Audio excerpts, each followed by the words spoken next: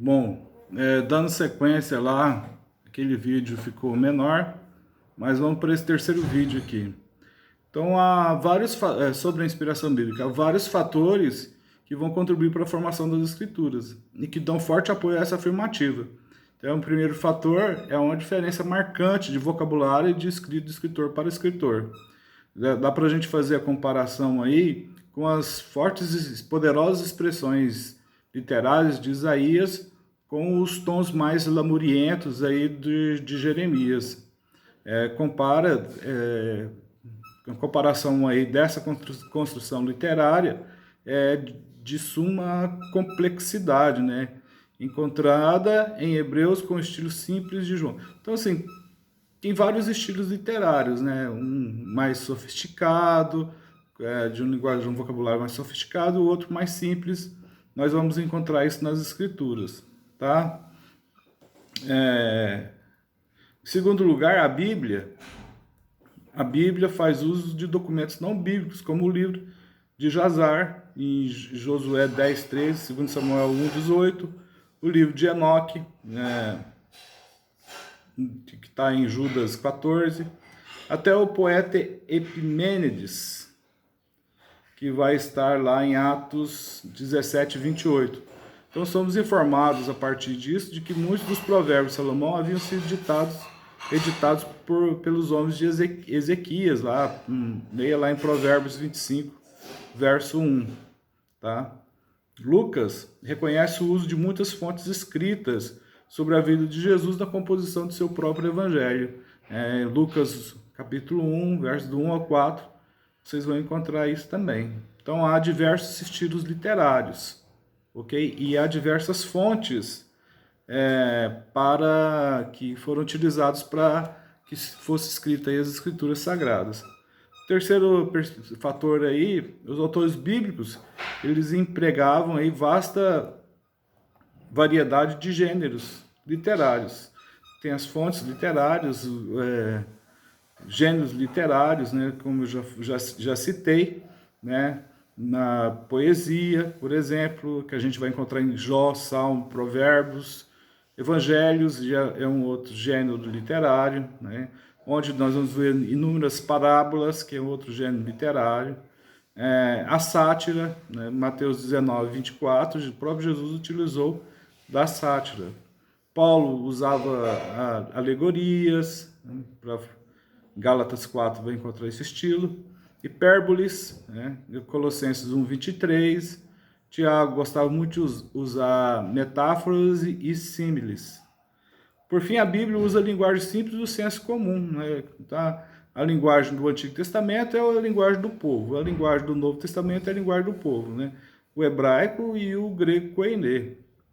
Então a Bíblia vai usar a linguagem do dia a dia do povo e que salienta a ocorrência de um acontecimento, não a linguagem de fundamento científico, como nós encontramos em livros de filosofia ou revistas especializadas aí de caráter científico. Isso não significa que os autores da Bíblia usassem uma linguagem anticientífica ou negadora da ciência, até porque a Bíblia não é um livro de ciência, a Bíblia é um livro sagrado de duas grandes religiões, que é do judaísmo e do cristianismo, tá? Então tem gente que quer pegar a Bíblia para fazer ciência, ciência se faz lá na escola, na universidade, e assim sucessivamente. Não é nada anticientífico falar como em Josué 10:12, né? Josué orou e o sol parou. É científico, é racional para a gente entender o seguinte, que a concepção heliocêntrica ela é de 500 anos para cá, de Nicolau Copérnico, não é da época lá de Josué. Dizer que a rainha de Sabá veio dos confins da terra, né? Ou as pessoas no Pentecostes vieram de todas as nações debaixo do céu, não é exatamente aí não é uma expressão hoje que a gente entende de todo mundo, todos os lugares, mas para aquela época sim, né? Naquela época o mundo ficava mais restrito ali ao Oriente Médio, ao Mar Mediterrâneo que eles conheciam, tá? Não é dizer coisas com... A Bíblia também não está dizendo coisas com extrema inexatidão científica. Ela não é um livro de ciência. A inspiração não se explica cientificamente, tá? Nós explicamos isso pela fé, tá? A Bíblia é um manual de regra de fé e prática, assim que a gente deve compreendê-la. Então, assim, os autores usaram formas comuns, formas gramaticais, estruturas sintagmáticas aí bem simples, né, para expressar aí o pensamento e o assunto. Os assuntos do que diz respeito à alta revelação do único e verdadeiro Deus. Por isso que quer que fique implícito na doutrina dos escritos inspirados, dados às escrituras, mostram com clareza que elas incluem emprego de grande variedade de fontes literárias e de estilos de expressão. Nem todas as mensagens vieram diretamente de Deus, mas mediante ditado. Tampouco foram expressas de modo uniforme e literal. É preciso que se entenda a inspiração da perspectiva histórico-gramatical. A inspiração não pode ser entendida como um ditado uniforme, ainda que divino, que exclui os recursos, a personalidade, o estilo dos variados autores e das variadas formas humanas de expressão da linguagem. Outro aspecto que pressupõe aí o terceiro aspecto aí da inspiração bíblica é a questão da inerrância, né? Que ela não tem erro. A Bíblia não só é inspirada, mas ela também é inerrante. Ela é inspirada e inerrante.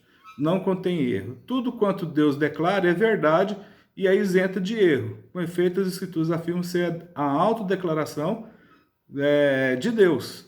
Nada que a Bíblia ensina, no Antigo Testamento ensina, contém erro, visto que a inerrância é consequência lógica da inspiração divina. Deus não pode mentir, como está escrito em Hebreus 6,18. Sua palavra é a verdade, como está escrito em Jó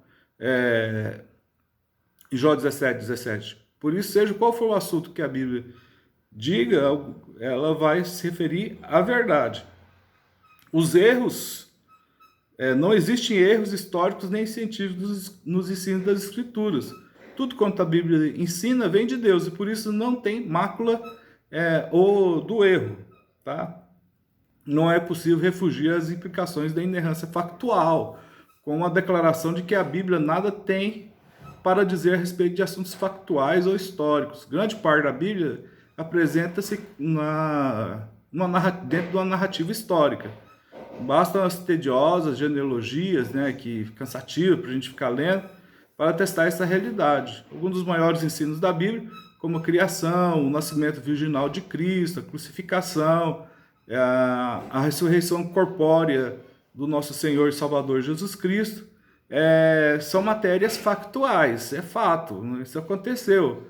Não existem meios de espiritualizar a natureza factual e histórica dessas verdades bíblicas, nem praticar violência terrível contra a análise honesta do texto, da perspectiva cultural e gramatical.